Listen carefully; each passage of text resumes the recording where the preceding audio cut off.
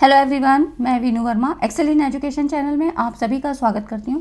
Friends, यहाँ पर हम तैयारी करते हैं यूजीसी नेट पेपर 1 और पेपर 2 एजुकेशन की। तो अगर आप लोग एजुकेशन सब्जेक्ट से किसी भी परीक्षा की तैयारी कर रहे हैं तो आप इस चैनल को ज्वाइन कर लें।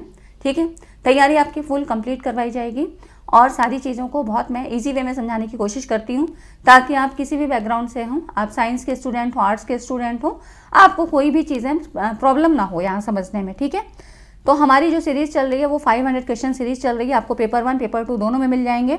और अभी जो मैं यहाँ करवा रही हूँ आपका एक क्विक रिवीजन के तौर पे, यहाँ पर अभी आज की वीडियो है रिसर्च एप्टीट्यूड की है, जिसमें हम इम्पॉर्टेंट कॉन्सेप्ट को जो है यहाँ पर कंप्लीट रिवीजन करेंगे। ठीक है, जितने भी कॉन्सेप्ट आपके जो एग्जाम में पूछे जाते हैं वो सारे कॉन्सेप्ट मैंने यहाँ पर लिए हैं और ये वीडियो आपके लिए बहुत हेल्पफुल होगी, क्योंकि रिसर्च एप्टीट्यूड में बहुत से ऐसे इंपॉर्टेंट कॉन्सेप्ट हैं जो समझ में नहीं आते हैं, लेकिन आपका जो कॉन्सेप्ट है वो क्लियर होना बहुत ज़रूरी है। तो पेपर 2 एजुकेशन में भी ऐसे ही सारी चीज़ें 500 क्वेश्चन मिल रही है और आपको यूनिट वाइज सारे कॉन्सेप्ट करवाए जा रहे हैं। पेपर 1 में भी मैंने यूनिट वाइज हर चीज़ें आपको कवर करवा दी हैं, तो आप देख लीजिएगा। हर यूनिट के आपको 30-30, 35-35 वीडियोज़ मिल जाएंगे, जिसमें आपको सारी चीज़ें इंपॉर्टेंट कंसेप्ट जो है दिए गए हैं। ठीक है, पेपर 1 में जो न्यू कॉन्सेप्ट पूछे जा रहे हैं उसके लिए भी प्लेलिस्ट मैंने बना दी है, उसमें सारे न्यू कॉन्सेप्ट करवाए गए हैं, तो आप वहाँ से देख सकते हैं। सारी चीज़ें आपको प्लेलिस्ट में अवेलेबल हैं, आप जाके वहाँ पे देख सकते हैं। ठीक है, हर चीज़ आपकी सुविधा के लिए अलग अलग ब्लॉग्स में बना दिया गया है। आज की इस वीडियो में हम लोग रिसर्च एप्टीट्यूड के कुछ इंपॉर्टेंट कॉन्सेप्ट्स को क्विक रिविजन के तौर पर कंप्लीट रिविजन करेंगे और यहाँ से आपको क्वेश्चन मिलेंगे ज़रूर। ठीक है, जब आप एग्जामिनेशन हॉल में जाएंगे तब आपको याद आएगा कि हाँ, हमने वो वीडियोस देखी थी और वहाँ से कॉन्सेप्ट आपको मिले। ठीक है, चैनल पे पहली बार आए हैं तो सब्सक्राइब कर लीजिएगा और साथ में टेलीग्राम चैनल को ज्वाइन कर लें, लिंक आपको डिस्क्रिप्शन में मिल जाता है। जितनी भी PDF हैं वहाँ पर मैं प्रोवाइड करती हूँ।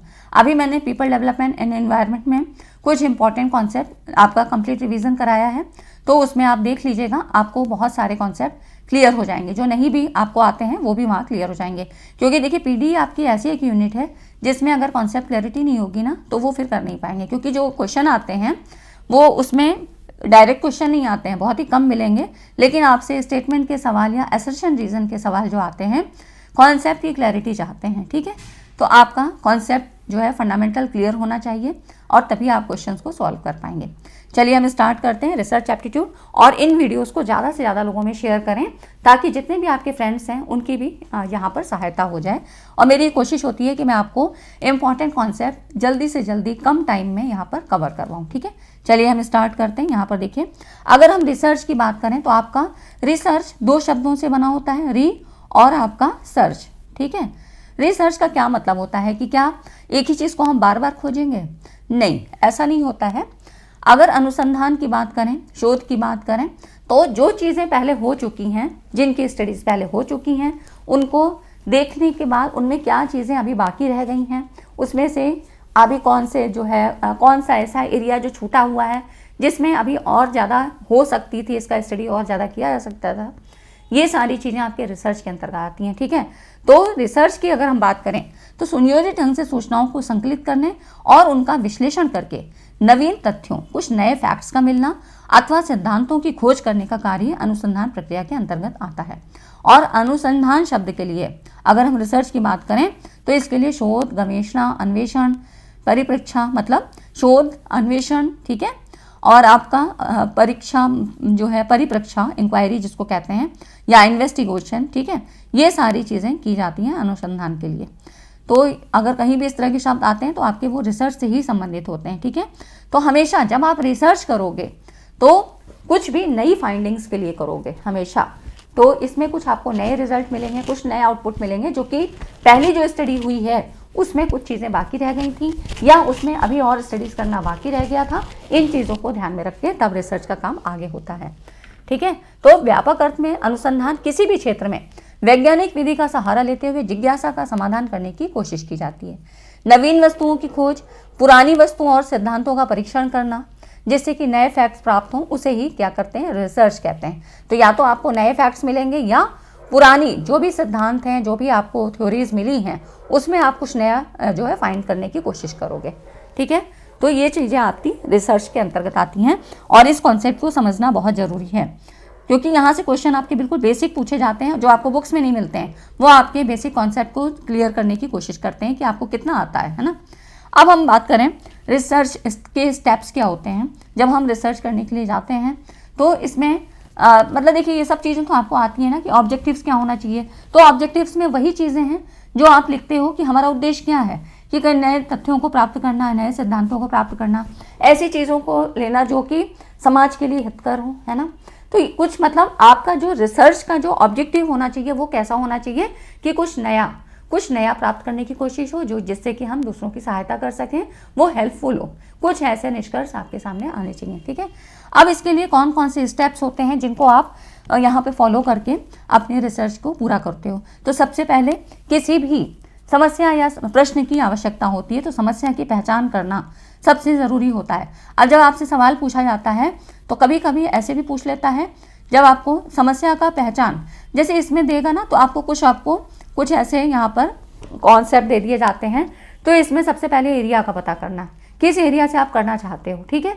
तो अगर आपको दे दिया है कि समस्या का प्रश्न, एरिया, और आपको स्टेप लगाने को दे दिए कि स्टेप्स ऑफ रिसर्च आप इसको जो है क्रमवार लगाइए, तो सबसे पहले आप क्या करोगे, एरिया फाइंड आउट करोगे, ठीक है। सबसे पहले एरिया हम लेते हैं कि क्या हमें किस क्षेत्र में रिसर्च करना है। अगर मुझे मान लो हिस्ट्री के पोर्शन में करना है तो मेरा अपना वो इंटरेस्ट होगा, ठीक है, मेरी अपनी जो है यहाँ पर इंटरेस्ट होगा, मेरा अपना रुझान होगा।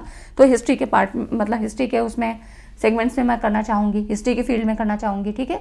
तो ये एरिया को डिसाइड करना बहुत ज़रूरी होता है। हर किसी का अपना व्यक्तिगत उसका जो है इंटरेस्ट हो सकता है ना। तो समस्या की पहचान तो आपको ऐसे ही यहाँ पर ये स्टेप्स में से क्रमवार लगाने को भी आते हैं। तो सबसे पहले समस्या की पहचान करेंगे, उसके लिए एरिया का फाइंड आउट होना बहुत ज़रूरी है। समस्या की पहचान के लिए किसी समस्या या प्रश्न की आवश्यकता होती है, ठीक है। विषय का चयन शोधकर्ता की पसंद, उसके इंटरेस्ट, ठीक है, उसकी अपनी अवेलेबिलिटी, क्या क्या चीज़ें उसकी मतलब फाइंडिंग के अंदर है ना, कितनी चीज़ों तक वो पहुंच रखता है। तो ये सारी चीज़ें उसके लिए समस्या को चयन करते समय ये चीज़ें ज़रूरी होती हैं। साहित्य सर्वेक्षण, लिटरेचर रिव्यू, ठीक है। लिटरेचर रिव्यू क्या होता है। अब इस चरण में शोधकर्ता उस विषय से संबंधित पूर्व में किए गए अध्ययनों की समीक्षा करता है। उसके पास आपने देखा होगा ना, शोध सिंधु, शोध गंगा, इन सब में क्या होता है, जो भी रिसर्च हो चुकी हैं उनके यहाँ पर आपको रिकॉर्ड्स मिल जाते हैं, ठीक है। तो ये भी क्वेश्चन आपसे पूछा जाता है, तो हम इसको इनिशिएटिव्स में पढ़ लेते हैं, ठीक है। वहाँ पर मैंने सारी चीज़ें करवाई हैं। तो देखिए उसमें क्या होता है कि वहाँ पर आपको सारा कलेक्शन मिल जाता है जो अब तक रिसर्च हो चुकी हैं। तो आप अपने फील्ड में जाके वहाँ पर सर्च करके देख सकते हैं कि इस फील्ड में कितना हुआ है, कितना अध्ययन हो चुका है, कितनी चीज़ें बाकी रह गई हैं, या हम इसमें कुछ और नया कर सकते हैं, कुछ कमी रह गई है। तो ये सारी चीज़ें आप लिटरेचर रिव्यू से पता कर सकते हो, साहित्य का सर्वेक्षण, ठीक है। तो पूर्व में किए गए अध्ययनों की समीक्षा यहाँ पर होती है आपके अपने विषय से संबंधित। तो वो अपने अध्ययन में प्रयोग किए जाने वाली मैथोडोलॉजी, टूल्स, जितनी भी सांख्यिकी विधियाँ, इन सब के बारे में जाना जा सकता है कि उन्होंने क्या यूज किया था और अभी क्या हम कर सकते हैं कुछ और नया पाने के लिए, है ना। फिर उसके बाद आपका आता है परिकल्पनाएं बनाना, ठीक है। परिकल्पना जो है एक तरह से एक कथन होता है जिसको कि हमको वेरीफाई करना होता है, ठीक है। तो परिकल्पना बनाई जाती है जिसको कि आपका एक कथन के रूप में, मतलब समस्यात्मक कथन होता है जिसको आप परिकल्पना के रूप में हम बनाते हैं, ठीक है, हाइपोथेसिस। तो यहाँ पर ये ज़रूरी हो जाता है कि आपको हाइपोथेसिस बनानी है। इसमें एक नल हाइपोथेसिस, एक वर्किंग हाइपोथेसिस होती है। तो आपको ऐसे बनाना है कि मतलब यहाँ पर आपकी जो परिकल्पना है बाद में सिद्ध हो सके, ठीक है। तो ये चीज़ होगी परिकल्पना बनाना। रिसर्च डिज़ाइन की अगर हम बात करें तो देखिए यहाँ पर रिसर्च में मतलब रिसर्च डिज़ाइन की बात करें तो एक उपयुक्त शोध विधि का चयन करता है, ठीक है, जो कि समस्या से संबंधित होगी, और शोध प्रविधि एक टेक्निक का चयन करता है। तो इस तरह से रिसर्च डिज़ाइनिंग की जाती है कि कौन कौन से मेथड से आप करोगे, किस तरह से करोगे। उसके बाद है देखिए फिर है जनसंख्या का, पॉपुलेशन, डिस्क्राइब पॉपुलेशन, है ना। तो ये सारी चीज़ें आपको पहले से बना लेनी है। तो ये चीज़ें आप ज़रूर याद रखिएगा, PhD और आपका CAG, ठीक है। तो यहाँ पर इसका ये फुल फॉर्म मतलब ये कैसे एक नेमोनिक सी तरह से याद रखिएगा कि सबसे पहले P है ना, यहाँ पर देखिए PH है ना, D, तो और CAG, ठीक है। ये ऐसे इसका जो है नेमोनिक्स की तरह से कि पहले क्या होगा, प्रॉब्लम होगी, फिर हाइपोथेसिस होगी, है ना। और लिटरेचर रिव्यू को मतलब आपको करना ही करना है, ये आपका एक सोर्स होता है। फिर आप देखिए रिसर्च डिज़ाइन करोगे, ठीक। फिर यहाँ पे डेटा कलेक्शन होता है, फिर डेटा एनालिसिस, इसमें ज़्यादा कन्फ्यूज़न होता है, कलेक्शन और एनालिसिस, तो ये चीज़ आपको पता होनी चाहिए। और फिर होता है जनरलाइजेशन, ठीक है। तो इस तरह से इसके कुछ निमोनिक्स के फॉर्म होते हैं, ये पता होना चाहिए। तो ये अपनी सुविधा के लिए, मैंने अपने सुविधा के लिए आपको बताया है। और कहीं पर इन्हीं स्टेप्स को, ज़रूरी नहीं कि हर जगह आपको 8 मिलें, कहीं पर एक में ही 2 बना दिए जाते हैं, तो वहाँ पे रिसर्च स्टेप्स कम हो जाते हैं, ठीक है। बस लेकिन आपको ये पता होना चाहिए कि इस क्रम के बाद हमें ये वाला करना है, ठीक है। ये स्टेप पता होना चाहिए।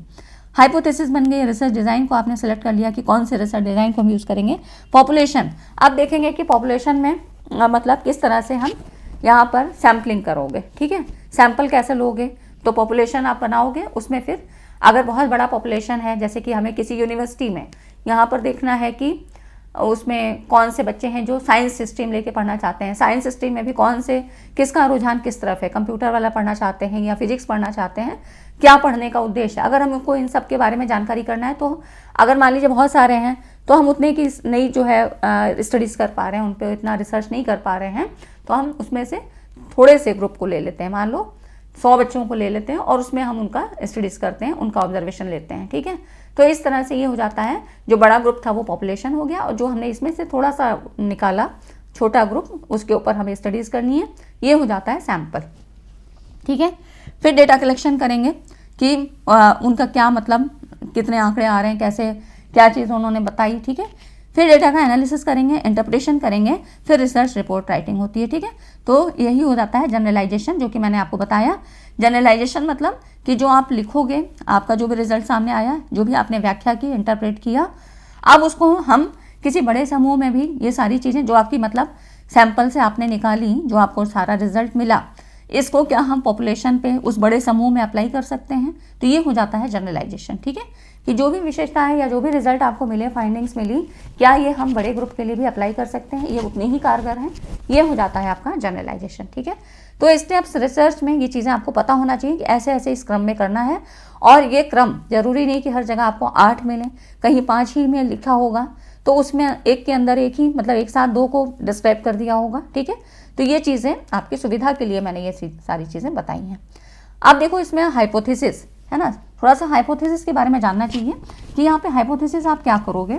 तो हाइपोथेसिस का मतलब होता है संभावित या जिसकी पुष्टि की जाए, और हाइपो का मतलब होता है संभावित या जिसकी पुष्टि की जाए, और थीसिस का अर्थ होता है समस्या के समाधान का कथन, ठीक है। तो समस्या समाधान का एक कथन, एक स्टेटमेंट होता है जिसको कि हमको यहाँ पर टेस्ट करना है, वेरीफाई करना है। तो हाइपोथेसिस का शाब्दिक अर्थ उस संभावित कथन से जो समस्या का समाधान प्रस्तुत करता है। परिकल्पना ऐसे समाधान को प्रस्तुत करती है जिसकी पुष्टि इसके डेटा के आधार पे की जा सके, है ना। तो परिकल्पना बनाई इसीलिए जाती है कि एक को हमको नल कर देना है, रिजेक्ट करना है, और दूसरी को हमें एक्सेप्ट कर देना है, ठीक है। तो यही आपकी वर्किंग और नल हाइपोथेसिस हो जाती है। तो इसके बारे में मैंने डिटेल में आपको चीज़ें बता रखी हैं, आप हाइपोथेसिस वाले वीडियोज़ में जाके देख सकते हो। वैसे यहाँ पर मैंने इतनी चीज़ें आपको बता दी कि नल हाइपोथेसिस क्या होती है, जिसको H0 लिखते हैं, ठीक है, और आपकी जो वर्किंग हाइपोथेसिस इसको H1, ठीक है। तो ऐसे इसको रिप्रेजेंट करते हैं। कई बार आपसे सीधा सीधा यही पूछ लिया गया है ना, ये चीज़ पता होना चाहिए। एक जो उत्तम परिकल्पना होती है, इसकी क्राइटेरिया क्या होती है, तो परिकल्पना हमेशा क्या होनी चाहिए, टेस्टेबल होना चाहिए, जांचनी होनी चाहिए, और ऐसा नहीं हो कि बहुत खर्चीली हो, ऐसी बना ली हमने कि अब हमको उसके सारा चीज़ें कलेक्ट करने में, उसके मेथड या उसके डिज़ाइनिंग या उसके टूल्स को ही इकट्ठा करने में बहुत सारा खर्चा आ गया, टाइम ज़्यादा ले रही है ना। तो परिकल्पना मितव्ययी होनी चाहिए। परिकल्पना को क्षेत्र के मौजूदा सिद्धांतों और तथ्यों से संबंधित होना चाहिए। आपने जिस फील्ड से मतलब अपना प्रॉब्लम को लिया है, जिस फील्ड में आप करने के लिए इंटरेस्टेड हो, उसी से संबंधित बनानी चाहिए, नहीं कि परिकल्पना कुछ और बना ली और करना हमें किसी फील्ड से है, ठीक है। परिकल्पना को किसी न किसी सिद्धांत अथवा तथ्य अथवा अनुभव पर आधारित होना चाहिए। परिकल्पना द्वारा अधिक से अधिक सामान्यीकरण किया जा सके। सामान्यीकरण का मतलब मैंने बताया कि इसके द्वारा आपको जो भी चीज़ें आप आगे करोगे, जो भी आपका प्रोसेस होगा, रिसर्च मेथोडोलॉजी में आपकी सारी चीज़ें आ जाती हैं, जितनी भी प्रॉब्लम से लेके आपकी कंक्लूजन आने तक की, ठीक है। तो जो भी चीज़ें आप जो भी प्रोसेस इसमें करोगे, वो सामान्यीकरण मतलब दूसरे ग्रुप पे, हम जो बड़ा ग्रुप है उस पर या समाज के लिए ये कितना वर्किंग होगा, कितना फ्रूटफुल होगा, सामान्यीकरण किया जा सके, ठीक है। तो हाइपोथेसिस को संप्रत्यात्मक रूप से स्पष्ट होना चाहिए, ठीक है। तभी हम उसकी पुष्टि कर पाएंगे। तो ये इसकी कुछ क्राइटेरियाज होते हैं और इस तरह के सवाल आपसे स्टेटमेंट वाले उस पर जरूर पूछे जाते हैं। ठीक है, तो यहाँ पर अब देखिए, अब इसमें आपने पढ़ा कि सैंपल के बारे में थोड़ा सा बता दूं तो देखिए, जिसमें कह रहे हैं ना डिस्क्राइब पॉपुलेशन, तो पॉपुलेशन के लिए हमको यहाँ पर अगर हम पॉपुलेशन की पूरी स्टडी नहीं कर पा रहे हैं तो सैम्पलिंग करेंगे और उपयुक्त सैंपल का चुनाव करेंगे जो कि टारगेटेड पॉपुलेशन को सटीक रिप्रेजेंट करे। मतलब आपका जो सैंपल हो उसमें वो सारी विशेषताएं हो जो आपकी पॉपुलेशन में हो, ऐसा आप जो है सैंपल को लोगे। ठीक है, तो इसके लिए उपयुक्त सैम्पलिंग मेथड का यूज़ करेंगे जो आपकी समस्या या विषय के प्रकार पर डिपेंड करता है। ठीक है, आप डेटा कलेक्शन में आंकड़ों का कलेक्शन करते हैं, आंकड़ों का विश्लेषण तथा व्याख्या किया जाता है और फिर डेटा कलेक्शन और डेटा एनालिसिस, ठीक है ना, और उपयुक्त सांख्यिकी विधि का प्रयोग करके परिकल्पना को सत्यापित किया जाता है। तो ये हो जाता है आपका डेटा कलेक्शन और डेटा एनालिसिस, है ना। फिर उसके बाद आपका रिसर्च की रिपोर्ट आती है, निष्कर्ष में क्या निकलता है, परिकल्पना को एक्सेप्ट तथा रिजेक्ट किए जाने के आधार पे निष्कर्ष को निकाला जाता है। रिसर्च रिपोर्ट में क्या होता है, अंतिम चरण का ये होता है पद, इसमें संपूर्ण शोध प्रक्रिया के आधार पर एक रिपोर्ट प्रस्तुत किया जाता है जिससे शोध का संदर्भ आगामी शोध के लिए सरलता से उपलब्ध हो सके। ठीक है, तो ये जो रिसर्च रिपोर्ट होगी इसी के आधार पे आगे जो कोई शोध करना है, कोई रिसर्च इस पर करना चाहेगा, आगे करना चाहेगा, तो इस रिपोर्ट को देखने से पता लग सकता है। ठीक है ना, इतनी चीज़ें आपको समझ में आ गई होंगी। अब देखिए, जो आपके कॉन्सेप्ट बनते हैं ये रिसर्च एथिक्स से भी बहुत पूछे जाते हैं। ठीक है, अब हमको जो भी हमने डेटा कलेक्शन किया, डेटा एनालिसिस कर रहे हैं, तो डेटा कलेक्शन में और या आपके पूरे रिसर्च करते समय रिसर्च एथिक्स बहुत ज़रूरी होता है। एथिक्स से मतलब क्या होता है, नैतिकता, कि आप अपने रिसर्च की, अपनी जो आप स्टडीज़ कर रहे हो, जो शोध करना चाह रहे हो, उसके लिए कितने ईमानदार हो, आपने जो डेटा कलेक्ट किए हैं वो कितने मतलब सत्यता से लिए हैं, उसमें कोई हेर फेर नहीं किया है, चाहे रिजल्ट कुछ भी आए, है ना। ये सारी चीज़ें आपकी नैतिकता से संबंधित होती हैं। और इसमें जो भी आप क्लाइंट को यूज़ कर रहे हो, जिसके ऊपर भी आप रिसर्च करना चाह रहे हो, जो भी पार्टिसिपेंट्स हैं, तो उसमें क्या होगा, नैदानिक अनुसंधान में नैदानिक परीक्षण के प्रतिभागियों के पास कुछ अधिकार होते हैं जिनका वे सम्मान किए जाने की अपेक्षा करते हैं। तो अब उनके पास क्या है, कुछ ऐसे राइट्स होते हैं। ठीक है, तो नैतिकता के अंदर, मतलब रिसर्च एथिक्स के अंतर्गत ये चीज़ें आती हैं कि आप उनकी गोपनीयता का उल्लंघन ना करें। मतलब अगर आपको किसी के ऊपर कोई भी सर्वे करना है, कोई ऑब्जर्वेशन आप कर रहे हो अपने क्लाइंट के ऊपर, तो उसकी गोपनीयता बनाए रखनी है। ठीक है, सूचित सहमति होनी चाहिए। सूचित सहमति से मतलब है कि जो भी रिसर्च कर रहे हो ना, आप ऐसे नहीं कि चुपचाप कर लिए, उसको पता ही नहीं है कि उसके ऊपर कोई ऑब्जर्वेशन चल रहा है, उसको बताना चाहिए। ठीक है, कंसेंट होना चाहिए, इन्फॉर्म्ड कंसेंट। ठीक है, सहमति एक होनी चाहिए, तभी आप उस पर स्टडीज कर सकते हो। साझा निर्णय लेना, मतलब जैसे कि कोई क्लिनिकल की अगर हम बात करें, नैदानिक, है ना, तो उसमें डॉक्टर जो कि चिकित्सक है और जो एक पेशेंट है, दोनों की सहमति होनी बहुत ज़रूरी है कि अगर वो चाहे कि हम रिसर्च कर रहे हैं तो वो भी पता होनी चाहिए, रोगी को भी पता होनी चाहिए कि हम पर कौन सी स्टडी की जा रही है। ठीक है, तो ये चीज़ें पता होनी चाहिए। शोध प्रतिभागियों के लिए गोपनीयता ज़रूर होनी चाहिए, है ना, कि कॉन्फिडेंशियलिटी बनाए रखना चाहिए। कोई भी उसकी जो भी उसके डेटा हैं या उसकी जो भी बातें हैं, प्राइवेसी भंग नहीं होनी चाहिए, है ना। परिणामों की वापसी, अगर उसको नहीं मतलब पार्टिसिपेट नहीं करना है, मतलब परिणामों की वापसी से मतलब है एक तो वापस लेना है, विदड्रॉल, और एक है रिटर्न ऑफ रिजल्ट। देखिए इसमें क्या होता है, विदड्रॉल से मतलब है कि अगर उसने पहले हामी भर दिए कि चलो ठीक है तुम मेरे ऊपर स्टडीज कर लो, ठीक है मैं शामिल हूँ, कोई भी चीज़ है, जैसे मान लो आपको किसी अपराधी पे या किसी जो है ड्रग एडिक्ट्स है उस पर आप कुछ करना चाहते हो, तो अगर उसकी सहमति है तो आप उस पर रिसर्च कर सकते हो, उसे पूछ सकते हो कि क्या है, तुमने क्यों लिया, है ना। बहुत सारे सवाल ऐसे होते हैं, क्या इससे प्रभाव पड़ता है, तुम्हारे स्वास्थ्य पे क्या प्रभाव पड़ता है, तो ये सारी चीज़ें आप कुछ पूछ सकते हो, कुछ आप उसको ऑब्जर्व कर सकते हो, तो इस तरह से आप ले सकते हो। तो यहाँ पर आपको एक तो उसका कोई भी नाम कहीं भी मेंशन नहीं करना है, कुछ नहीं करना है, और अगर वो चाहे तो वो अपना नाम वापस भी ले सकता है, अगर जो पेशेंट है मतलब जो क्लाइंट है वो वापस भी ले सकता है। ये हो गया विथड्रॉल। और परिणामों की वापसी, जब तक कि रिजल्ट आपकी मतलब आपकी स्टडीज़ चल रही है तब तक तो आप वहाँ पर उससे आप उसका नाम मतलब अपने सामने रखोगे, अपने रिकॉर्ड में रखोगे, लेकिन जब आपका हो जाता है, सारी स्टडी हो जाती है, तो फिर आप उसका नाम वहाँ से हटा के आप फिर उसको दूसरे के लिए जनरलाइज कर सकते हो। ठीक है, तो ये चीज़ें हो जाती हैं परिणामों की वापसी। मतलब फिर उसका कोई वहाँ पर वो नहीं रहेगा। आपने खाली सारी स्टडीज़ कर ली, सारे ऑब्जर्वेशन ले लिए, लेकिन वहाँ पर रिटर्न ऑफ रिजल्ट्स मतलब फिर आप जो है कोई मतलब उससे नहीं रहेगा। ठीक है, कि हमने उस पर किया था, आपको उससे कोई मतलब नहीं है। आपको जो भी आपके रिपोर्ट्स में आया वो सारी चीज़ें आप कहीं पर भी फिर ये कर सकते हो, अप्लाई कर सकते हो। ये हो गया। अब देखिए, अब इसी में एक शब्द आता है डीब्रीफिंग। ये आपसे क्वेश्चन में पूछा गया था। तो डीब्रीफिंग क्यों की जाती है?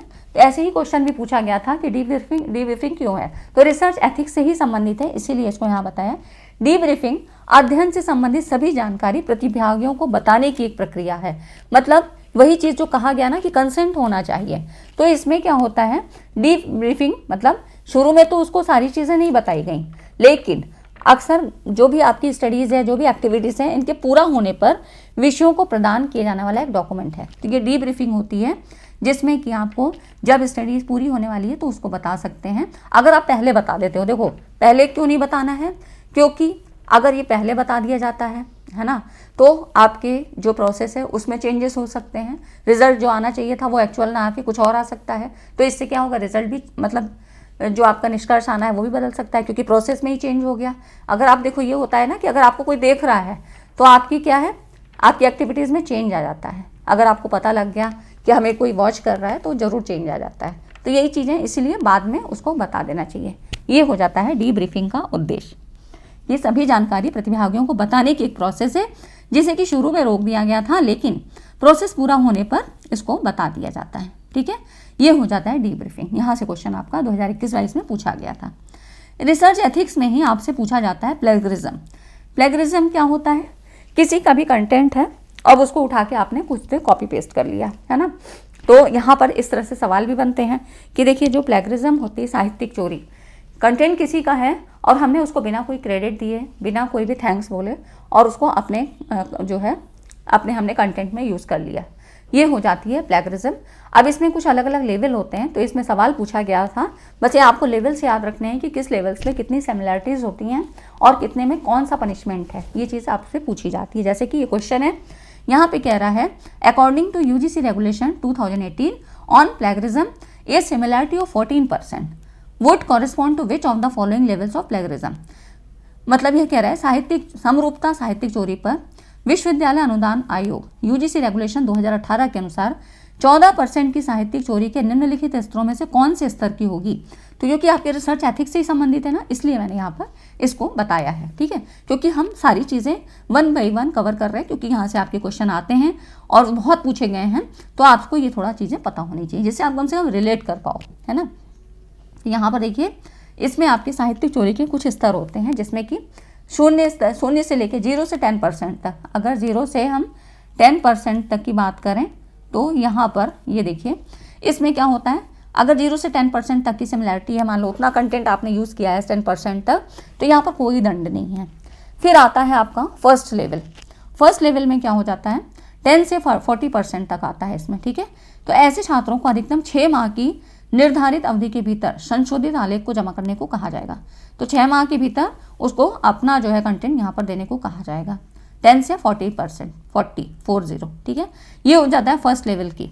सेकंड लेवल में क्या, क्योंकि यहाँ पे 0 लेवल है ना, फिर उसके बाद फर्स्ट लेवल ही आएगा 10 से 40, तो 3 ही लेवल आएंगे। ठीक है, 0, 1, 2, 3।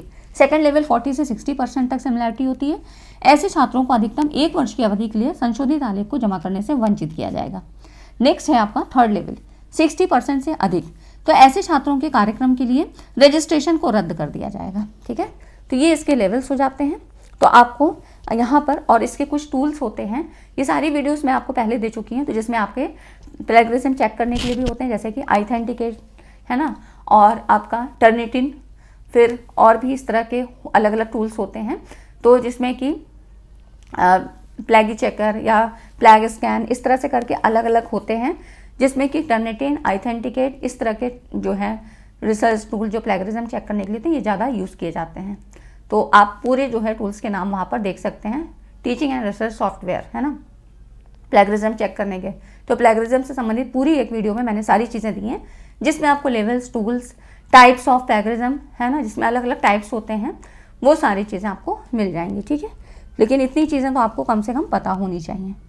फिर देखिए जो अगला क्वेश्चन था अभी 2023 में ही पूछा गया है, इसमें कह रहा है साहित्यिक चोरी रोकने के लिए यूजीसी रेगुलेशन 2018 के अनुसार कौन सी समानताएं लेवल 3 साहित्यिक चोरी के अंतर्गत आएंगी। लेवल 3 अभी हमने देखा 40 से 60% था, नहीं सॉरी सेकंड था ये, थर्ड में था 60% से अधिक, है ना। अब आपको देखो 60% से अधिक कह रहा है, तो यहाँ पर कौन कौन सा आएगा, ये आपका डी और ई, ये वाले ये दो आ जाएंगे, है ना, 60% से अधिक, ठीक है। तो इस तरह से क्वेश्चन आपसे पूछे जाएंगे जो कि बहुत आसान है। अब हम बात करेंगे टाइप्स ऑफ रिसर्च, ठीक है। टाइप्स ऑफ रिसर्च में यहाँ पर हम कौन कौन से टाइप्स हैं इनके बारे में थोड़ा सा देखेंगे, तो देख लेते हैं। अगर फ्रेंड्स इतनी चीज़ें आपको समझ में आई जो मैंने अभी तक आपको बताई, क्योंकि वीडियोस काफ़ी बड़ी हो जाएगी, लेकिन कोई बात नहीं है, पूरा आपका यहाँ पे क्लियर हो जाएगा, है ना। सारी चीज़ें क्विक रिवीजन के तौर पे पूरी चीज़ें यहाँ क्लियर हो जाएंगी। तो देखिए, अगर अभी तक वीडियो को लाइक नहीं किया तो लाइक एंड शेयर ज़रूर कर दें। अभी हम टाइप्स ऑफ रिसर्च की बात कर रहे हैं, तो देखिए इसमें आपके अलग अलग टाइप्स आते हैं, जिसमें कि बेसिक रिसर्च। बेसिक रिसर्च क्या होती है, यहाँ पर बेसिक की बात करें तो बुनियादी अनुसंधान, जिसे हम फंडामेंटल और प्योर रिसर्च के भी नाम से जानते हैं। ये दो नाम आपको याद रखने हैं, फंडामेंटल और प्योर रिसर्च, इसी को बेसिक रिसर्च भी कहते हैं। इसका उद्देश्य क्या है, मौलिक सिद्धांतों और घटनाओं को हमारी समझ का विस्तार करना, ठीक है। तो जो भी सिद्धांत हैं, जो फंडामेंटल जितने भी प्रिंसिपल्स हैं, कॉन्सेप्ट हैं, उसके आधार पे यहाँ पर चीज़ें बनाई जाती हैं। ये अक्सर जिज्ञासा से प्रेरित होता है और तत्काल व्यवहारिक अनुप्रयोग। यहाँ पर कोई भी क्या होता है, कोई इमीडिएट प्रैक्टिकल नहीं किया जाता है, कोई प्रैक्टिकल एप्लीकेशंस नहीं होते हैं, आपको जितने भी हैं कॉन्सेप्ट के आधार पे ही जवाब दिया जाता है, ठीक है ना। तो जैसे कि इसमें कह रहा है पार्टिकल्स ऑफ सब एटॉमिक पार्टिकल्स और understanding the genetic basis of disease, ठीक, किसके आधार पे कौन कौन सी बीमारियां होती हैं, जो भी पार्टिकल्स होते हैं हमारे एटमॉस्फेयर में पाए जाते हैं। तो ये एक बेसिक कॉन्सेप्ट के आधार पे, इसमें कोई आपको प्रैक्टिकल नहीं किया जा रहा, उसका कोई ऑब्जर्वेशन नहीं किया जा रहा, कोई रिकॉर्ड नहीं इकट्ठा किया जा रहा है, लेकिन आपको एक बेसिक कॉन्सेप्ट के आधार पे कि जितने भी यहाँ पर पार्टिकल्स पाए जाते हैं एटमॉस्फेयर में, वो ह्यूमन बींग के लिए यहाँ हानिकारक होते हैं, इसके आधार पर चीज़ें आपको बताई जा रही हैं। ये हो जाता है बेसिक रिसर्च, प्योर और फंडामेंटल। अप्लाइड रिसर्च क्या होता है, तो अप्लाइड रिसर्च में क्या होता है, पहले से विद्यमान वैज्ञानिक ज्ञान का उपयोग अधिक व्यवहारिक कार्यों के लिए, जैसे कि टेक्नोलॉजी और रिसर्च, है ना।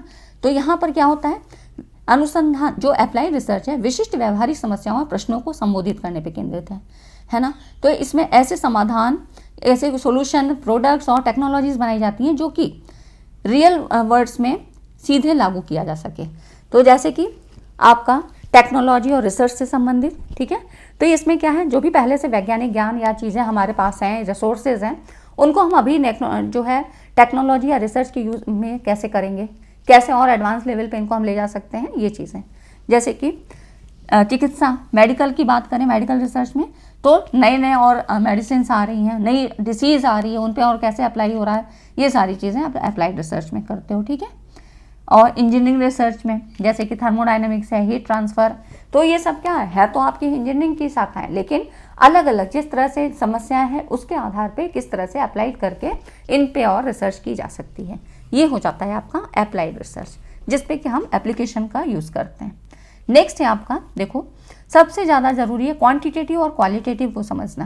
क्वान्टिटेटिव रिसर्च क्या होती है, क्वांटिटी, जहाँ पर एक न्यूमेरिक डाटा का यूज़ करते हैं, मतलब संख्यात्मक डेटा का संग्रह और विश्लेषण किया जाता है, ठीक है। तो यहाँ पर जो भी होगा न्यूमेरिक डाटा होगा, तो यहाँ पर हम इसका यूज़ करेंगे और ये ज़्यादा ऑथेंटिक होगा, ठीक है। तो ये माप सांख्यिकी विश्लेषण और वस्तुनिष्ठता पर। वस्तुनिष्ठता क्या होती है, जो भी एक आएगा आंसर या रिजल्ट वो सभी के लिए एक होगा। जैसे कि आप MCQ टाइप सॉल्व करते हो, अभी आपका पेपर पेंसिल मोड पे होगा, तो इसमें देखिए 4 ऑप्शन होंगे, तो हर किसी के लिए वो एक ही आंसर सही होगा, है ना। ये हो जाता है ऑब्जेक्टिविटी, वस्तुनिष्ठता, जो कि ज़्यादा साइंटिफिक होती है ना। अब इसमें आमतौर पे यहाँ पर सर्वे, एक्सपेरिमेंट्स और स्टैटिस्टिकल ये चीज़ें ज़्यादा यूज की जाती हैं सांख्यिकी, क्योंकि क्वांटिटेटिव रिसर्च है। क्वांटिटेटिव में क्या होता है, मात्रात्मक अनुसंधान, इसमें यहाँ पर ज़्यादा ऑथेंटिक रिजल्ट हमको मिलता है। जैसे कि किसी नई दवा का इफेक्टिवनेस जानने के लिए यहाँ पर जो भी डेमोग्राफिक जनसांख्यिकीय रुझानों का विश्लेषण करने वाला, मतलब यहाँ पर सारे जितने भी अलग अलग क्षेत्रों में लोग हैं उन पे दवाओं का अध्ययन करने के लिए उनके आंकड़े लिए जाएंगे, ठीक है। तो एक क्या होगा, सही रिजल्ट हमको मिलेगा।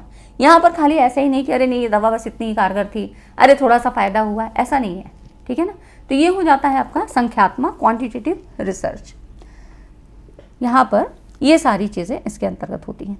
इतनी चीज़ें समझ में आई फ्रेंड्स, तो वीडियो को लाइक एंड शेयर करें। अब टाइप्स ऑफ क्वांटिटेटिव रिसर्च की अगर हम बात करें तो देखिए इसमें ये सारी चीज़ें आपकी आती हैं। कौन कौन सी रिसर्च हैं, तो देखिए हिंदी वाले बच्चे यहाँ पर देख सकते हैं। देखिए डिस्क्रिप्टिव रिसर्च, जबकि डिस्क्रिप्टिव की अगर हम बात करें विवरणात्मक, है ना, वर्णात्मक विवरणात्मक, तो इसमें क्या होता है किसी जनसंख्या घटना की विशेषताओं का वर्णन किया जाता है। तो अध्ययन के समय ये जो हम डिस्क्रिप्टिव की बात कर रहे हैं यहाँ पर देखिए descriptive research to describe characteristic of a population of phenomena, है ना।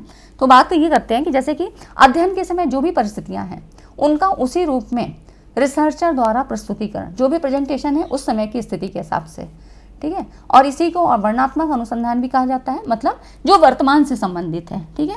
ये आपका जो डिस्क्रिप्टिव रिसर्च है वर्तमान से संबंधित होगा और इसमें प्रेजेंट की बात की जाएगी, जैसे कि सर्वेस के द्वारा observational studies and case studies, जो भी सामने है वही चीज़ें आपको लिखनी है।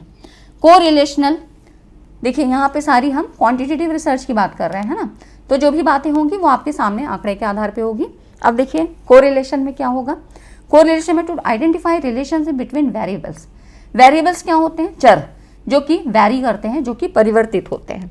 तो यहाँ पर देखिए कोरिलेशन में संबंधों की जांच की जाती है बिना, मतलब कारण का अनुमान लगाए बिना चरों के बीच संबंध की पहचान की जाती है, मतलब कारण और प्रभाव को आवश्यक रूप से निर्धारित किए बिना दो या अधिक चरों के बीच सहसंबंध का अध्ययन करना।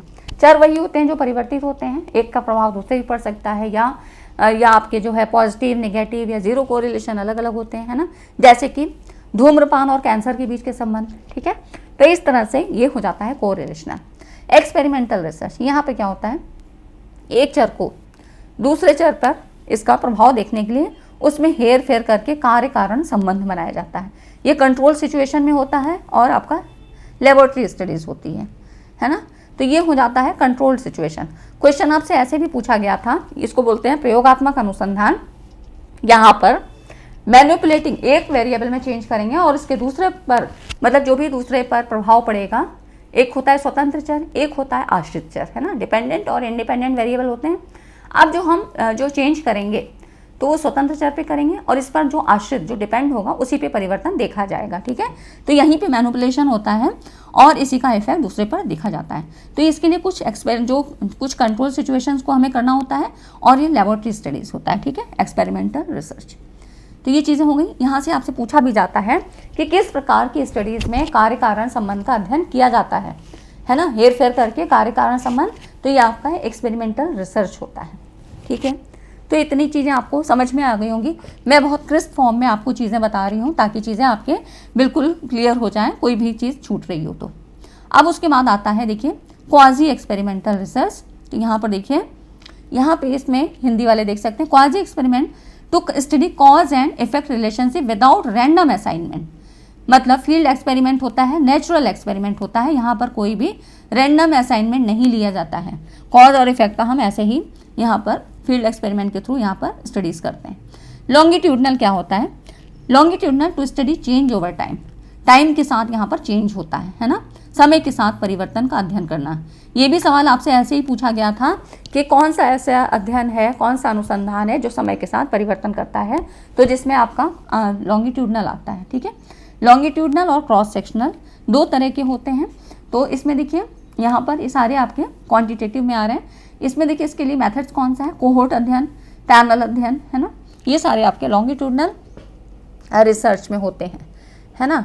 तो यहाँ पर आपको ये सारी चीज़ें टाइम के साथ चेंज हो जाती हैं। जैसे कि लॉन्गिट्यूडनल का एग्जाम्पल, जैसे आप किसी पर, मान लो आप हीमोफीलिया एक डिसीज़ है, आप एक परिवार के किसी रोगी पर करना चाहते हो। अब इसका प्रभाव देखोगे कि क्या जो अगली जनरेशन आ रही है उसमें भी किसी को हीमोफीलिया रोग हुआ है ना। तो आपने एक जनरेशन पे किया, अब दूसरी पीढ़ी पे करेंगे और हो सकता है इसकी तीसरी पीढ़ी पे भी करें। तो ये क्या हुआ, लॉन्ग टाइम चल रहा है और अलग अलग चेंजेस हमको दिखाई देंगे, है ना, क्योंकि ये सारी चीज़ें क्या है यहाँ मैटर करती हैं कि उसका उस समय का क्या स्थिति थी, उसकी एज कितनी थी, अभी उस समय कैसा था, उसका खान पान कैसा था, उसके में क्या परिवर्तन हुए, दूसरे में कैसे हुए। तो ये चीज़ें क्या आगे भी पीढ़ी में ऐसे होगा, ये आपके समय के साथ साथ परिवर्तन हो रहा है। क्रॉस सेक्शनल क्या होती है, समय के एक विशिष्ट बिंदु पर जनसंख्या से डेटा का विश्लेषण करना। जैसे कि क्लासरूम में आप एक ही क्लास में एक ही समय एक सर्वे ले रहे हो, उसमें बच्चों का, सभी बच्चों का जितने भी क्लास में हैं उन सब का एट ए टाइम आप वेट ले रहे हो, उनका हाइट ले रहे हो, ये चीज़ें, ठीक है। इसमें आपका सर्वे और अवलोकन, आपका ऑब्जर्वेशन संबंधी स्टडीज़ होती है। ये हो जाती है आपकी क्वांटिटेटिव। अब आती है क्वालिटेटिव रिसर्च। तो देखिए, क्वालिटेटिव रिसर्च की बात करें तो गुणात्मक शोध समग्र दृष्टिकोण से घटनाओं को समझने का प्रयास करता है ना।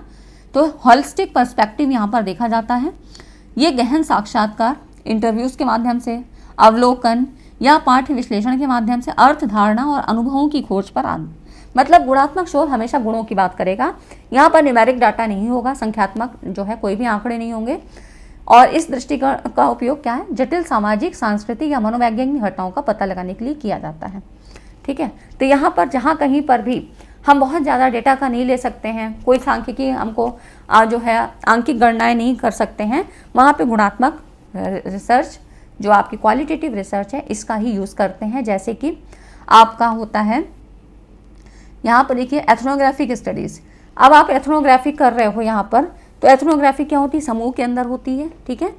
तो संस्कृति के सदस्यों के गहन अध्ययन के माध्यम से एक संस्कृति की जांच शामिल करना। मतलब यहाँ पर जो अलग अलग समूह में लोग हैं, इनकी संस्कृतियाँ अलग हैं, धर्म अलग हैं, ठीक है, वो एक साथ रह रहे हैं, अब उनका आपने अध्ययन करना है।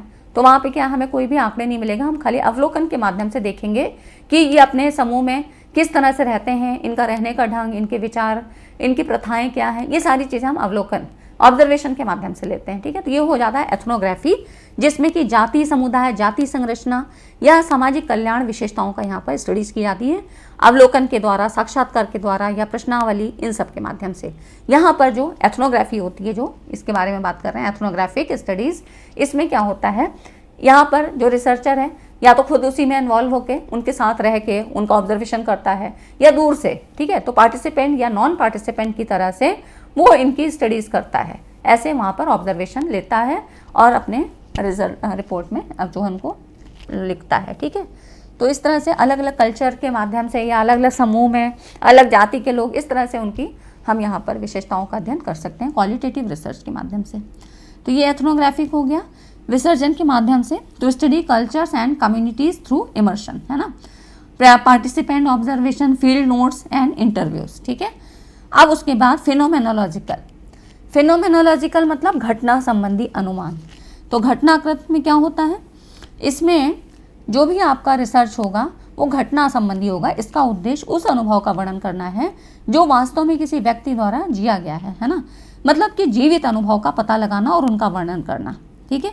अब इसमें कौन कौन से जो मेथड होंगे, गहन इंटरव्यू लेना, विषयगत विश्लेषण, ये आपका फिनोमेनोलॉजी में आता है। जैसे कि कैंसर से पीड़ित व्यक्ति है, अब हम उससे पूछेंगे कि तुम्हें कैसा लगता है, तुम्हें कैसा महसूस हो रहा है, तुम्हें कुछ खाने का मन करता है, कैसा लगता है, या इस दवाई को खा के तुम्हें कैसा लगता है, ठीक है। तो मतलब कैंसर से पीड़ित व्यक्ति, उसने कैसा अनुभव किया, उसमें कैसा उसको लग रहा है, तो ये इन सारी चीज़ों की जानकारी हम लेंगे। ये हो जाता है फिनोमेना, घटना संबंधी।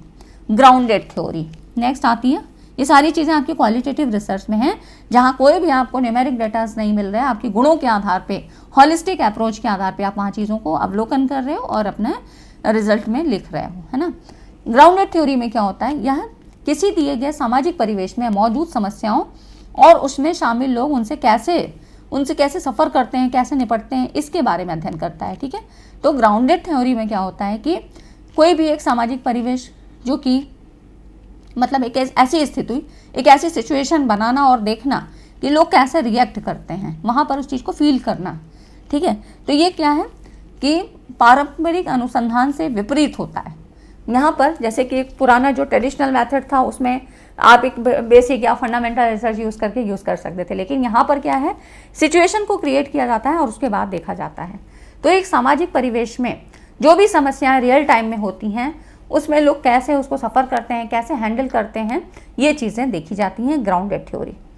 तो क्षेत्र से एकत्र किए डेटा के आधार पर सिद्धांत को विकसित करना, है ना, ये हो जाता है इटरेटिव डेटा कलेक्शन और एनालिसिस के द्वारा, कोडिंग के द्वारा, ये सारी चीज़ें यहाँ पर हम इन मेथड्स का यूज़ करते हैं, ठीक है। तो ये चीज़ हो गई ग्राउंडेड थ्योरी। नेक्स्ट आप देखो केस स्टडी।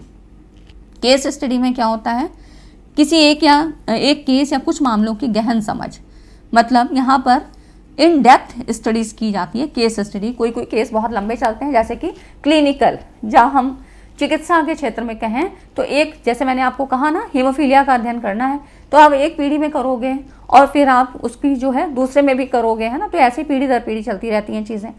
तो ये हो जाती है केस स्टडी, जिसके बारे में आप इंटरव्यूज़, डॉक्यूमेंट्स, ऑब्जर्वेशन के माध्यम से यहाँ पर in depth understanding of a single case और ए स्मॉल नंबर ऑफ केसेस, ठीक है, सिंगल केस भी हो सकता है या स्मॉल नंबर ऑफ केसेस भी हो सकता है, ये चीज़ हो जाती है केस स्टडी रिसर्च। और फिर उसके बाद देखिए नैरेटिव रिसर्च, यहाँ पर कहानियों का पता लगाना, व्यक्ति की कहानियों का पता लगाना, कथात्मक नैरेटिव इंटरव्यूज, ठीक है, पर्सनल अकाउंट्स के आधार पे व्यक्तिगत खातों का विश्लेषण, ये नैरेटिव रिसर्च हो जाती है। तो ये चीज़ें हो गई, है ना। अब देखिए कंटेंट एनालिसिस और एक्शन रिसर्च, ये क्या है? कंटेंट एनालिसिस, जैसे कि to interpret analyze the content of text, image और मीडिया के आधार पे, ये कंटेंट मतलब जो भी आपके पास सामग्री है ना, उसके आधार पे एनालिसिस करना। तो जैसे कि coding and categorising themes, patterns. Action research बहुत पूछा जाता है, इंपॉर्टेंट है, इसके बारे में कुछ क्वेश्चन भी करेंगे। एक्शन रिसर्च क्या होता है? जो आपकी इमीडिएट समस्याएं होती हैं, लोकल समस्याएं होती हैं, उनको सॉल्व करने के लिए हम एक्शन रिसर्च करते हैं। To solve a problem while simultaneously generating knowledge, ठीक है। तो यहाँ पर जो एक्शन रिसर्च होता है, ये आप तब यूज़ करते हो जब आपको इमीडिएट किसी समस्या का समाधान चाहिए और बहुत ज़्यादा आपको लॉन्ग मेथड नहीं करना है, तो आप तुरंत यहाँ पर इसको कर सकते हो। ये आपका एक्शन रिसर्च के अंतर्गत आता है। कुछ हम प्रश्नों को करेंगे तो आपकी चीज़ें सॉल्व होंगी। अब इसमें कौन कौन से मेथड, तो देखिए योजना बनाना, कार्य करना, अवलोकन, चिंतन, ये इसके यहाँ पर साइकिल्स होते हैं, ठीक है। तो इसके बारे में थोड़ा सा, जैसे कि देखिए आप जब बीएड एमएड करने जाते हो, बीएड करने, तो बीएड में आपको दिया जाता है यहाँ एक्शन रिसर्च करने को। तो जैसे जिस क्लास की आपने टीचिंग की है ना, वहाँ पर टीचिंग की जाती है, प्रैक्टिकल टीचिंग कराई जाती है। तो जब आप टीचिंग करते हो तब उसी के बाद आपको एक्शन रिसर्च करने को भी कहा जाता है कि जिस क्लास में आप पढ़ा रहे थे और आपने बच्चों को मतलब पढ़ाया, उस बीच आपने कैसा अनुभव किया, तो आपको वहाँ एक्शन रिसर्च, कोई अगर आपको ऐसी इमीडिएट प्रॉब्लम लगी आपने अपनी टीचिंग के दौरान, तो उसको कैसे सॉर्ट आउट करोगे, इस चीज़ को रिसर्च करो। तो ये एक्शन रिसर्च होता है। इमीडिएट या लोकल जो जितनी भी समस्याएं होती हैं किसी भी संस्था के अंदर या आप जहाँ भी हो, तो आपके मतलब इंस्टीट्यूट के अंदर, तो ये आपकी एक्शन रिसर्च में आती है। तो अब इसमें देखिए इसके जो हैं साइकिल अक्सर पूछे जाते हैं। तो इसमें देखिए आपको शायद दिख ना रहा हो, लेकिन मैं बता दूं, ये प्लान होता है, फिर एक्ट है, ऑब्जर्व एंड रिफ्लेक्ट, ठीक है। तो ये चीज़ें आपको याद रखनी है, प्लान, एक्ट, ऑब्जर्व और रिफ्लेक्ट। प्रोसेस क्या होता है? पहले प्रॉब्लम आएगी, फिर प्रॉब्लम का कॉज देखा जाता है, हाइपोथेसिस बनाएंगे, डिज़ाइन करेंगे एंड देन रिजल्ट आता है। ये प्रोसेस है। इस तरह के सवाल आपसे पूछे जा सकते हैं। जैसे कि यहाँ पूछा गया है, देखो यहाँ पे कह रहा है कि करेंट सीक्वेंस बताना है एक्शन रिसर्च का। तो इसमें आपको क्या करना है? Plan, do, observe and think. अब देखो वहाँ पे लिखा था आपको एक्ट, है ना, प्लान, एक्ट, है ना, और ऑब्जर्व और उसके बाद रिजल्ट, है ना, ये चीज़ थी। लेकिन यहाँ पर डू है तो कोई बात नहीं है, डू मतलब करना, एक्ट माने भी करना, रिफ्लेक्ट मतलब चिंतन, थिंक माने भी चिंतन। तो ये हो जाता है आपका plan, do, observe and think, है ना। नेक्स्ट आप देखो यहाँ पे क्रियात्मक अनुसंधान शैक्षिक कार्यों में सुधार लाने, मूल्यांकन करने और अपने कर्तव्य का पालन करने में सहायक सिद्ध होता है। क्रियात्मक अनुसंधान दैनिक एवं शिक्षा क्रियाकलापों में परिवर्तन लाने के लिए करते हैं, जैसे कि लोकल लेवल, जितने भी स्थानीय स्तर की दैनिक समस्याएं हैं उनके लिए समाधान के लिए किया जाता है ना। लेकिन ये क्योंकि हमारे तुरंत की समस्याएं होती हैं तो हम इसको जनरलाइज नहीं कर सकते हैं, ये खास चीज़ है ना। परंतु क्रियात्मक अनुसंधान के परिणामों या निष्कर्षों का सामान्यीकरण नहीं किया जा सकता है। और इसका देखिए दूसरे शब्दों में हम ये इसके मतलब साइकिल होता है, plan, act, observe and reflect. ये चीज़ थोड़ा पता होना चाहिए और आपसे ये सवाल पूछा गया है, ठीक। और भी देखिए यहाँ से भी क्वेश्चन आया है, नीचे दी गई विशेषताओं में से गुणात्मक शोध की पहचान करिए। अब इसमें कौन कौन से हैं ये आप लोग यहाँ पर बताइएगा, ठीक है। तो इसमें आप लोग अब कर लोगे, सारी चीज़ें मैंने बता दी है। प्रतिभागी के परिप्रेक्ष्य से घटना के अवबोध से संबंधित है। इसमें माना जाता है कि सामाजिक तथ्य केवल एक वस्तुनिष्ठ यथार्थ से जुड़े होते हैं। फिर देखिए गुणात्मक की बात हो रही है, शोधार्थी वर्तमान या भूतकालिक परिस्थितियों में निमग्न हो जाता है। शोधार्थी पूर्वाग्रह से बचने के लिए अपने आप को अध्ययन से दूर कर लेता है। प्रणाली और शोध प्रक्रिया दोनों में लचीलापन होता है ना। तो यहाँ पर देख लीजिए, आप देख सकते हैं तो इसमें ये सारी चीज़ें देखिए, मतलब घटना के अवबोध से संबंधित होता है और फिर यहाँ भूतकालिक परिस्थितियों में निमग्न हो जाता है, वर्तमान या, है ना, ये सारी चीज़ें, ठीक है। तो आप यहाँ देख सकते हो। फिर देखिए और जो आपसे क्वेश्चन पूछा जाता है हिस्टोरिकल रिसर्च। हिस्टोरिकल रिसर्च और इसमें क्या होता है, ऐतिहासिक शोध, ये आपके जो पास्ट में हो चुका है उसके बारे से संबंधित होता है। तो इसमें विभिन्न स्रोतों और विधियों का उपयोग करके अतीत की घटनाएं, जो भी आपके पास्ट का था, देखिए जैसे प्रेजेंट के लिए हमने क्या किया था, यहाँ पर बात की थी डिस्क्रिप्टिव, है ना, डिस्क्रिप्टिव रिसर्च में वर्तमान की बात होती है, ऐसे ही ये पास्ट की बात करता है। Purpose of this type research to reconstruct and reinterpret the past based on available evidence. उपलब्ध साक्ष्यों के आधार पर अतीत का पुनर्निर्माण और व्याख्या, जो कि आपकी हिस्ट्री जैसे सब्जेक्ट्स में होती है ना, कोई आपकी हिस्टोरिकल बिल्डिंग है तो वहाँ पे कैसे करेंगे, ठीक है। इसमें लिए देखिए दो तरह के सोर्स होते हैं, प्राथमिक स्रोत और द्वितीयक स्रोत, है ना, प्राइमरी सोर्स और सेकेंडरी सोर्स। प्राइमरी क्या होते हैं, जिसमें कि आपका जो सीधे से हमें सोर्स मिलते हैं, इसमें किसी बीच में कोई और नहीं होता है, जैसे कि घटनाओं के प्रत्यक्षदर्शी विवरण मौखिक या लिखित गवाही के आधार पर, जैसे कि सार्वजनिक अभिलेख और कानूनी दस्तावेज, है ना, कारपोरेट अभिलेख, रिकॉर्ड, पत्र, डायरिया, पत्रिकाएं, चित्र, है ना, ये सारे, जैसे कि विश्वविद्यालय अभिलेखागार, है ना, पुस्तकालय, स्थानीय ऐतिहासिक सोसाइटी, इन सब जगहों पे यहाँ पर कोई भी चीज़ बीच में नहीं आ रही है कि उसके माध्यम से हमको चीज़ें पता लग रही है, ये हो जाती है प्राइमरी, जो कि डायरेक्ट हमको चीज़ें मिल रही हैं। सेकेंडरी में क्या होता है, घटनाओं का जो है यहाँ पर सेकेंड हैंड विवरण, मतलब पाठ्य पुस्तक, विश्वकोश, जनरल लेख, है ना, समाचार पत्र, जीवनियाँ, समाचार पत्र वगैरह में भी क्या है, मीडिया के माध्यम से भी क्या है कि वहाँ जाके आदमी देखेगा, फिर उनसे पूछेगा, है ना। तो इस तरह से ये क्या है कि किसी और के माध्यम से, किसी और के मुंह से हम सुन रहे हैं, वो चीज़ें हमको सेकेंडरी सोर्स के अंतर्गत मिलती हैं। फिल्मों या टेप रिकॉर्डिंग में तो इस तरह से सेकेंडरी सोर्स हो जाते हैं, जो किसी और के मुँह से हमको चीज़ें सुनाई दें, है ना। तो ये हो जाती है आपका सेकेंडरी सोर्स, जो आपके प्राइमरी और सेकेंडरी सोर्स हिस्टोरिकल रिसर्च में ही पाए जाते हैं, ठीक। फिर देखो यहाँ पर expose facto research. Expose facto में क्या होता है, वैसे शोध से होता है जिसमें रिसर्चर किसी इफेक्ट के आधार पर उसके संभावित कारणों का पता लगाने की कोशिश करता है। अब एक्सपेरिमेंटल में रिसर्च में क्या था, हम मैनिपुलेट कर रहे थे एक वेरिएबल में और दूसरे पे उसका प्रभाव देख रहे थे, तो कार्य कारण संबंध यहाँ देख रहे थे। लेकिन एक्सपोज फैक्टो में ये अंतर होता है कि इसमें जब इफेक्ट मतलब कोई भी चीज़ हो जाती है उसके बाद उसका एनालिसिस किया जाता है, तो किसी प्रभाव के आधार पर संभावित कारणों का पता लगाने की कोशिश की जाती है। मतलब पहले चीज़ हो चुकी है, पहले कोई भी प्रोसेस हो चुका है, उसके बाद हम इसकी स्टडी कर रहे हैं। तो घटना घट चुकने के बाद शोधकर्ता शोध को प्रारंभ करता है। तो प्रभाव क्या हो गया, आश्रित चर हो गया, और पहले बीत चुकी घटनाएं जिन्हें कारण कहा गया वो स्वतंत्र चर। तो स्वतंत्र चर कौन हुए, जो कि पहले घटित हो चुका है वो स्वतंत्र हो, क्योंकि अब उसी के प्रभाव का अध्ययन हम कर रहे हैं। तो बिल्कुल भी एक्सपेरिमेंटल रिसर्च से अपोजिट हो गया ये चीज़ें, है ना। तो यहाँ पर क्या हुआ, स्वतंत्र चर की अभिव्यक्ति आश्रित चर के सामने आने के बहुत पहले ही हो चुकी होती है ना। तो ये इसमें क्या होता है कि स्वतंत्र चर में किसी भी प्रकार का मैनिपुलेशन नहीं किया जा सकता है, जो कि एक्सपेरिमेंटल रिसर्च में कर सकते हैं, लेकिन यहाँ पर किसी भी तरह का हम मैनिपुलेशन नहीं कर सकते हैं, जो आपका इंडिपेंडेंट वेरिएबल होता है। तो इस तरह से एक्सपोज फैक्टो शोध का उद्देश्य क्या है, मौलिक प्रश्न का उत्तर देना होता है। कोई विशेष घटना, परिणाम, अवस्था या अन्य प्रकार के व्यवहार के साथ कौन से फैक्टर संबंधित थे, ठीक है। तो मतलब प्रभाव, जो कि घटना घट चुकी है उसके आधार पे कौन कौन सी चीज़ें शामिल हुई होंगी, क्या क्या चीज़ें हो सकती हैं, इन सारे कारणों का पता लगाया जा सकता है। इसकी इंग्लिश वाली यहाँ पे पीपीटी आप देख सकते हो, ठीक है फ्रेंड्स। तो यहाँ पर ये हो गया आपका एक्सपोज फैक्टो, बहुत पूछा जाता है, तो थोड़े से इसके कॉन्सेप्ट को पता होना चाहिए। और कॉन्सेप्ट कुल मिला के यही है, जो मेन कॉन्सेप्ट है यही है। अगर ये आपने समझ लिया तो प्रश्न गलत नहीं होंगे, ठीक है। और फिर देखिए मिक्स मेथड। मिक्स मेथड में क्या होता है कि इसमें अनुसंधान मात्रात्मक और गुणात्मक दोनों दृष्टिकोणों से बात करता है। और यहाँ पर क्या है कि एक व्यापक समझ मिलती है, मतलब क्वालिटेटिव और क्वांटिटेटिव के आधार पे, ठीक है। तो इस तरह से शोधकर्ता अनुसंधान प्रश्नों के आधार पे डेटा को एकत्र करते हैं, विश्लेषण करते हैं, और ये जो है एक मल्टीपल अप्रोच यहाँ पर देता है। तो जहाँ पे मिक्स मेथड रिसर्च होगी वहाँ दोनों तरह के रिसर्च का यूज़ करते हैं, ठीक है। तो ये हो गए आपके कुछ रिसर्च के कॉन्सेप्ट। आज की वीडियो में इतना ही। वीडियो लंबी हो गई है, लेकिन बहुत सारे कॉन्सेप्ट आपने देखे होंगे कि मैंने सारी चीज़ें आपको क्लियर करा दी हैं, है ना। तो ये हो जाता है आपका कॉन्सेप्ट हो गए रिसर्च एप्टीट्यूड के।